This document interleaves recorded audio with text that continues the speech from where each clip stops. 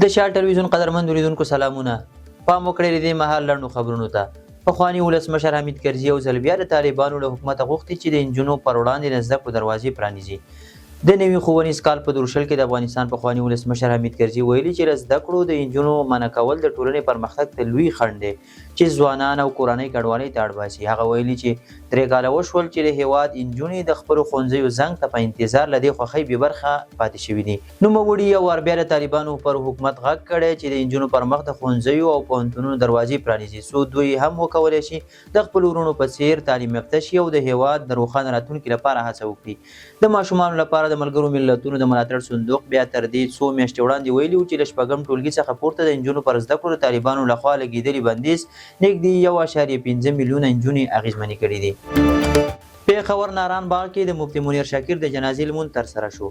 د کوزي پښتونخوا نامتو عالم دین مفتي منیر شاکر چې پرون اورمړو سیمه کې په یوه چاودنه کې له ټپي کېدو وروسته جرنیلي روغتون کې ساه ورکړه. د جنازې لمونځ نن مازدیګر د پېښور ناران باغ کې ترسره شو.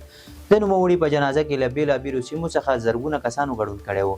پر مفتي محمد منیر شاکر پرون مازدیګر د پېښور اورمړو سیمه کې جومات ته د دننه کېدو پر مهال چاودنه وشوه چې د په ګډون 4 تنه پکې ټپیان شوي وو. د جرنیلي روغتون ویان محمد هاشم رسنیو ته ویلي چې د مفتي منیر شاکر چپه پښه غوڅه شوې وه او د زیاتې وینې بهېدو او د زړه تکلیف په وجې چې له پخوا څخه یې درلوده عملیات خونه کې مړ شو. د ملي تدارکاتو کمیسیون د شاوخوا 2.5 میلیارډ افغانیو په ارزښت 8 پروژې منظوري کړې.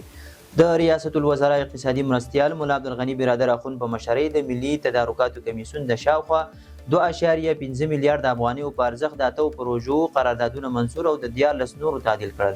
د راپورونو له مخې په منظور او تعدیل شویو پروژو کې د کندهار ولایت د دیلي بند د ساتنې او پاملرنې چارو بشپړول، د کابل طبي پوهنتون د علي آباد روغتون کې د سرطاني ناروغیو د درملنې مرکز د پاتې چارو بشپړول، د کندهار په دامان ولسوالۍ او باغی پل سیمه کې د ترانسپورتي ترمینلونو جوړول، د کابل کندهار لوی لارې د پاتې برخو بشپړول او یو شمېر نورې پروژې شامل دي. ملګري ملتونه سبا د افغانستان لپاره د یونما ماموریت د مودې غځولو مسودې ته رایه ورکوي. د ملګرو ملتونو امنیت شورا سبا دوشنبه د 1 کال لپاره د یونما ماموریت د غځېدو په تړاو د یو پریکړه لیک مسودې ته د رایې اچونې په موخه ناسته ترسره کوي. امنیت شورا ویلي دغه مسوده د بشري حقونو په ځانګړي ډول د ښځو او نجونو د حقونو، د افغانستان اقتصادي او بشري وضعیت، ترهګرۍ، د نشهیي توکو قاچاق او د کورنیو بېځایه شویو د وضعیت په ګډون د یونما په دندو او لومړیتوبونو کې له بدلون پرته چمتو شوې ده. یونما د ملګرو ملتونو سیاسي ماموریت دی چې په 2002 میلادي کال کې د امنیت شورا لخوا رامنځته شو. دا ماموریت په افغانستان کې د سولې، ثبات، بشري مرستو، بشري حقونو د ټاکنو ملاتړ او د حکومتدارۍ پیاوړتیا لپاره کار کوي.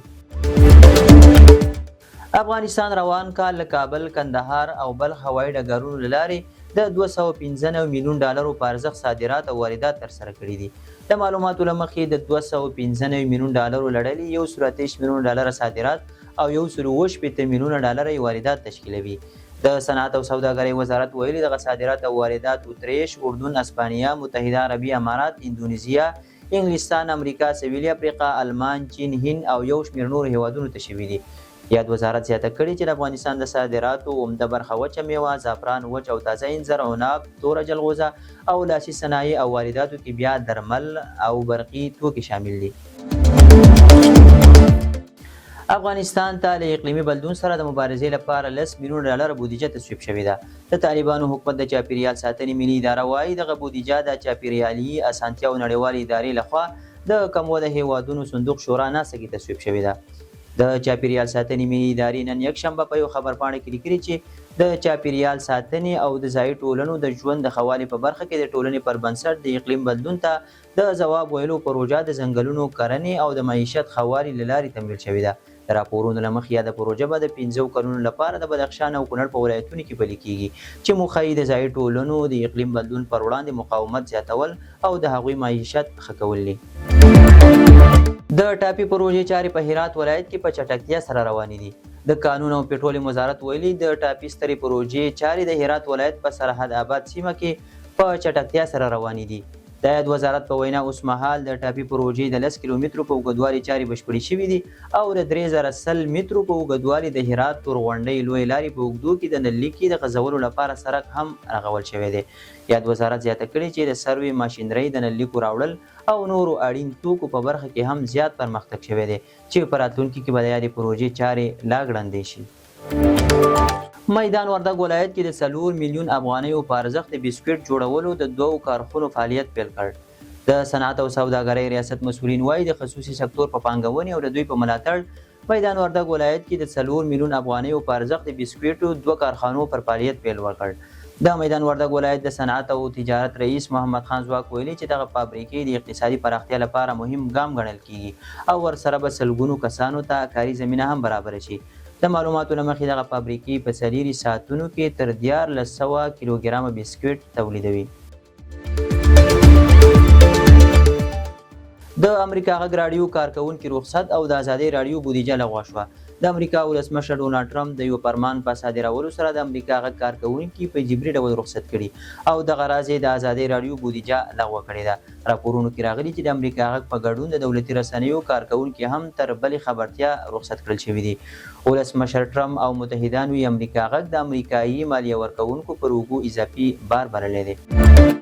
د داعش د مرستیال میرمن په عراق کې ونیول شوه. د امریکا د پوځ لویه قومنداني وایي په عراق کې د دغه هیواد له پوځیانو سره په ګډو عملیاتو کې د داعش د مرستیال ابو خدیجه میرمن ام حسین نیولې ده. تر دې وړاندې داعش ډلې دغه جګپوړی قومندان او مرستیال عبدالله مکي مسیحد رفیعي چې په ابو خدیجه مشهور دی د امریکا د پوځ لخوا د عراق په النبار ولایت کې وژل شوی و. تازه د امریکا د پوځ مرکزي قومندانۍ اعلان وکړ چې د داعش ډلې فعاله غړي او د دغې ډلې د مرستیال ابو خدیجه میرمن ام حسین چې د چیچن اوسیدونکي په عراق کې د عملیاتو پر مهال ونیول شوه. د سرچینې په وینا دغه عملیات چې د عراقي ځواکونو په همکارۍ ترسره شوي 2 نور داعش وسول هم پکې نیول شوي دي. د فرانسې د اقتصاد وزیر ویلي چې د امریکا او اروپا ترمنځ سوداګریز جنجال به لا سخت شي. د فرانسې د اقتصاد او مالیې وزیر ایریک لومبار د مارچ په 14 امریکا د ولسمشر ډونالډ ټرمپ د هغه خبرو په خبرګون کې چې اروپایي ټولنې ته یې ګواښ کړی چې د دوی پر شرابو به د اروپا 2 سلنه لوړه کړي، ویلي چې په دې سره به د اروپا او امریکا ترمنځ سوداګریز جنجال لا سخت شي. هغه ویلي چې امریکا او اروپا ته پکار ده چې دا وضعیت آرام کړي. نوموړي ادعا کړې چې د امریکا لخوا د اروپا جګړه په حقیقت کې خپله د امریکا پر زیان ده او دا له اټکل څخه وتلې نه ده چې ټرمپ به د اروپا پر شرابو تعرفې لوړې کړي. د شاه ټلویزیون قدرمن لیدونکو دا د دې مهال لنډ او مهم خبرونه تر بیا ښه وخت.